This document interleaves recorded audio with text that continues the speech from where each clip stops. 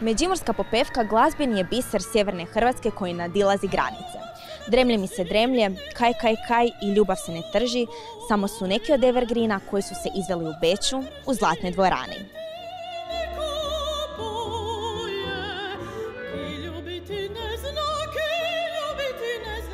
Svako onaj ko voli hrvatsku kulturu, međimursku popevku mora biti ponosan u jednoj atmosferi pune Zlatne dvorane Bečkog Musikvereina, dakle jedne od najslavnijih svjetskih pozornica, spoj sjevera i juga, Marija Vidović iz Međimurja, Dubrovački simfonijski orkestar sa gostima i prekrasne međimurske popevke od kojih svaka priča jednu svoju životnu priču ljudi koji su nekada i teže i lakše živjeli. Ovo je jedan fantastičan spoj, trenutak, 1700 ljudi u dvorani i velika stvar za hrvatsku kulturu.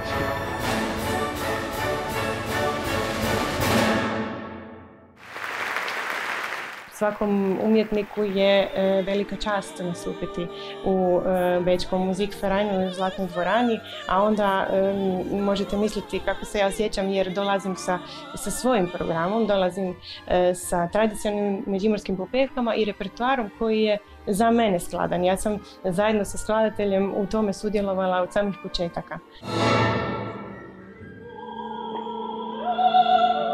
Ja sam htjela pokazati ovim mojim izvedbama da međimurska popevka nije samo melankolična i tužna i lijepa melodija, nego ona nosi za sobom i strast i ljubav, predivne ljubavne priče. Ja sam zaista ozbiljno poslušao ono što je Marija uradila sa simfonijskim orkestrom i to sam slušao u zadnjih mjesec dana da se malo napojim tom glazbom koja je prilično slična makedonskoj muzici, po senzibilitetu, po feelingu, po nekoj laganoj melanholiji i puno emocija. Tako da je bilo zadovoljstvo večeras biti deo ovog velikog spektakla u Musikvereinu. Međimurska popevka je neizostavni dio našeg identiteta.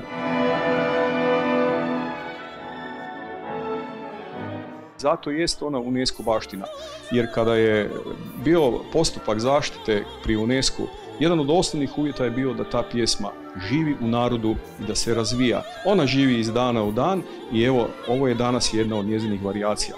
Nevjerovatno bogatstvo.